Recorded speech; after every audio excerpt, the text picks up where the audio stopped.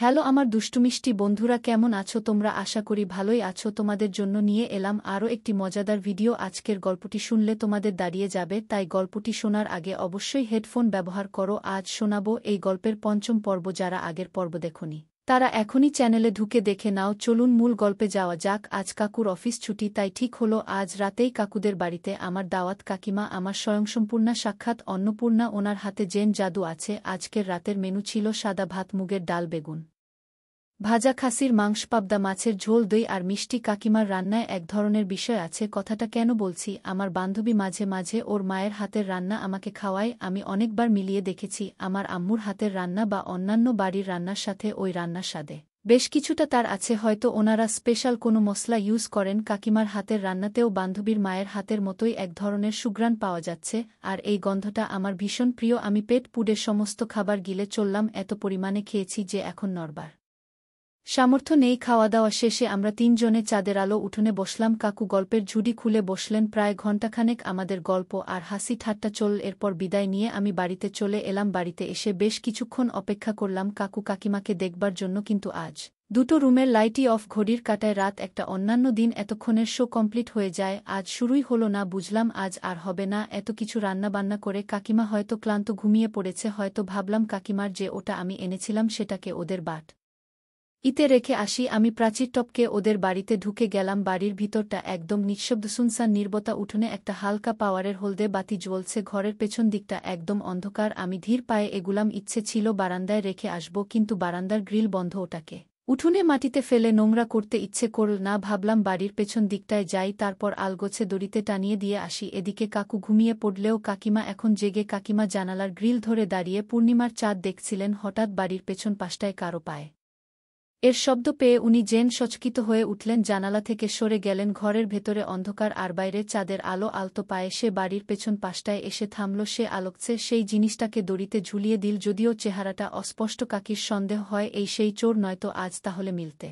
চলেছে সেই মানুষের সঙ্গে যার হাতে ইতিমধ্যেই কল্পনায় নিজেকে জাহির করেছে কাকিমা। পরক্ষণেই কাকিমা খানিকটা ভয় পেয়ে যায়। এই গভীর রাতে একলা ছেলেটাকে ধরতে যাওয়াটা কি ঠিক হবে? যদি অদ্ভুত কিছু ঘটে যায়। একবার কাকিমা ভাবল যে কাকুকে ডাকবে, কিন্তু অঘোরে ঘুমোচ্ছে আর ওর জেগা ঘুম নিজেই কিছুটা সাহস সঞ্চয় করল। নিজেই নিজেকে সাহস দিয়ে বলল, ভয়ের কি আছে? এই ছেলেটা তো আমার পরিচিত হতে পারে, আবার আমাকে পছন্দ করে। নিঃশব্দে আলতো পায়ে দরজা খুলে বারান্দায় মুখখানা বের করে নিজেকে আড়াল করে বসে কাকিমা। ও এমনভাবে বসে আছে যেন বাইরে থেকে কেউ ওকে দেখতে না পায়। বাড়ির এপাশটায় হলদে রঙের অল্প পাওয়ারের বাতি জ্বলছে। সেই আলোতেই কাকিমা স্পষ্ট দেখতে পেল ছেলেটা আর কেউ নয়, এই যে দীপ্ত। এই ট্রাউজার আর টি শার্ট পরেই তো দীপ্ত কিছুক্ষণ আগেই নিমন্ত্রণ খেতে এসেছিল। আমার হয়তো কোথাও ভুল হচ্ছে। দীপ্ত কত ভদ্র একটা ছেলে, আমাকে কত সম্মান দেয়। এই ছেলেটা দীপ্ত হতে পারে না। হুট করেই দীপ্তর ঘরের লাইট জ্বলে উঠে, এতে আর বিন্দুমাত্র সংশয় থাকে না দীপ্ত এসেছিল। কাকিমা মনে সাহস সঞ্চয় করে দরজা খুলে বাড়ির পেছন পাশটায় যায়। গিয়ে দেখে দুইতে ওর হারিয়ে যাওয়া ওটা ঝুলছে। হঠাৎ করেই সব জটিল প্যাচ খুলে যায় কাকিমার সামনে। তার মানে সেদিন যখন কাকিমা দীপ্তর জন্য চা বানাচ্ছিল, তখন দীপ্তই ওর ওটা নিয়েছিল। কোনোতে নিজেকে সামলে কাকিমা সুবার ঘরে ফেরে। ওর মনের সকল সংশয়ের মেঘ এখন কেটে গিয়েছে। হ্যাঁ, দীপ্তই এক কাজ করেছে, অথচ কত ভদ্রই না ভাবত কাকিমা ওকে। কাকিমা মনে মনে বলে, ভদ্রনাথ তো ছাই, আজকালকার ছেলেগুলো সব এক একটা পাকা। এই গ্রামেতে দীপ্তর বয়সী যে ছেলেগুলো আছে, কাকিমা একটু অন্যভাবে রাস্তায় বের হলেই ছেলেগুলো কেমন করে ওর দিকে তাকিয়ে থাকে। কাকিমা মনে মনে ভাবে, দীপ্তরে তোর বাপেরাও আমার দিকে ওই চোখেই তাকায়। দীপ্ত তো শহুরের ছেলে, যতসব নষ্টের গোড়া এরা। নেহার মুখে কাকিমা শুনেছে হেন কোনো কাজ নেই যেগুলো উঠতি বয়সী শহরে ছেলেগুলো করে না। আচ্ছা, দীপ্তর তাকানোতেও কি কোনো ধরনের খারাপ ছিল? চিন্তায় ডুবে যায় কাকিমা। হ্যাঁ, কালকেই তো কেমন ওর দিকে বাঁকা বাঁকা চোখে তাকাচ্ছিল। ও যখন দীপ্তর সামনে দিয়ে হেঁটে যাচ্ছিল, তখন কি দীপ্ত ওর দিকে চেয়ে থাকেনি? হঠাৎ করেই দীপ্তর বিশাল সজাগের কথা মনে পড়ে যায়। কাকিমার কি বিশাল ছিল ওটা অতীপ্ত জীবনে। ওইটি কাকিমার মনে সর্বপ্রথম পুরনো দিনের কথা জাগিয়ে তুলেছিল। কাকিমা চোখ বুজে ফেলে। ওর চোখের সামনে ভেসে ওঠে সে রাতের দীপ্তর অস্বাভাবিক আচরণের দৃশ্য। একসময় তন্দ্রা চলে আসে কাকিমার। ঠিক তখনই কাকিমার নাম্বারে কল আসে, নীরুর কল। কাকিমা একবার চেক করে দেখে কাকু জেগে কিনা না ঘুমোচ্ছে। কাকিমা পাশের রুমে এসে ফোন রিসিভ করে, কি ব্যাপার, এত রাতে ফোন করেছ যে? নীরু বল, ঘুমাতে পারছি না বুঠান। কাকিমা বল, কেন? আর আমি আবার কবে থেকে ঘুমের ওষুধ হলাম যে আমাকে ফোন দিয়েছ? নীরু কাকু বল, বুঠান আজ কদিন হতে চল আমার যে কোনো কাজে মন বসে না। দিনের বেলা যে তোমার বাড়ি যাব তো এই দীপ্ত তোমার বাড়িতে গিয়ে পড়ে থাকে আর রাতে থাকে। সুদীপ আমি এভাবে আর পারছি না বউ, উঠান আমি আসছি। এই ঠাকুরপো আসছি মানে তোমার বন্ধু আমার পাশে শুয়ে ঘুমাচ্ছে, তুমি এখন আসবে মানে? নীরু কাকু বলল আমি কিচ্ছু জানি না বুঠান। কাকিমা বলল আচ্ছা শোনো এখন ঘুমিয়ে নাও, কাল দুপুরে আমি তোমাকে ডেকে নে প্রমিস। নীরু কাকু বলল তুমি আমার কন্ডিশন বুঝতে পারছো না বুঠান। সুদীপ রোজ রাতে 2টার দিকে বাথরুম করতে উঠে, ওই সময় শরবতের সাথে ওকে একটা ঘুমের বড়ি খাইয়ে দিলে কেমন হয়? হ্যাঁ এটাই সবথেকে সেফ হবে। দিও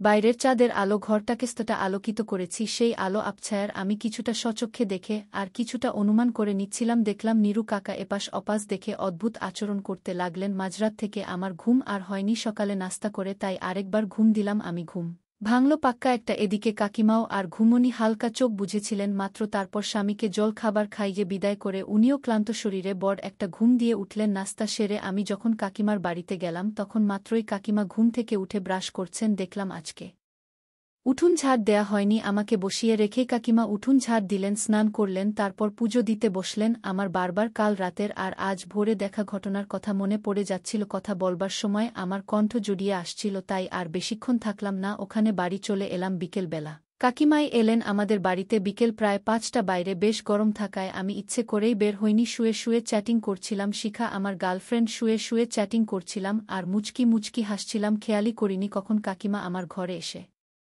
ঢুকেছেন। তারপর নিজেকে সামলে নিয়ে আমার মনোযোগ আকর্ষণের জন্য হালকা করে একটা কৃত্রিম কাশি দিলেন উনি। আমি ওনার দিকে ফিরে তাকাতেই আমাকে একটা দুষ্টু হাসি দিয়ে কাকিমা জিজ্ঞেস করলেন কি হলো, গার্লফ্রেন্ড মেসেজ করেছে বুঝি? ঘটনাটা আমার কাছে অনেকটাই অপ্রত্যাশিত। একে তো রুম নক না করেই কাকিমা আমার ঘরের ভেতরে প্রবেশ করেছেন, তার উপর এর আগে কখনোই উনি আমাকে এমন কথা বলেননি। আমি তাই নিজেকে সামলে নিয়ে বললাম না না ওসব কিছু না, বন্ধুদের সাথে হোয়াটসঅ্যাপে চ্যাটিং করছিলাম। আর কি? কাকিমা হেসে বললেন ওহ আচ্ছা বন্ধুদের সাথে, তাই না? এবারে আমি চোখ তুলে কাকিমার দিকে তাকালাম ভালো করে, কাকিমার চোখে চোখ পড়তেই আমি চোখ নামিয়ে নিলাম। কাকিমা বলল ও আচ্ছা। আমি ভাবলাম বুঝি গার্লফ্রেন্ডের সাথে গল্প করছিলে, অবশ্য তোমার ঘরে ঢোকার আগে নক করা উচিত ছিল আমার। আমি প্রসঙ্গটাকে অন্যদিকে নিয়ে যাবার জন্য বললাম না না কি যে বলো না কাকিমা, আমার ঘরে আসবার জন্য আবার অনুমতি লাগবে তোমার? এটা তো তোমারও বাড়ি, তোমারও ঘর। কাকিমা বলল তাই বুঝি? যখন ইচ্ছে আসতে পারি, যখন খুশি তখন, দিনে রাতে যখন তখন। আমি আমতা আমতা করে হ্যাঁ মানে না ইয়ে মানে এমন করতে করতে খিলখিল করে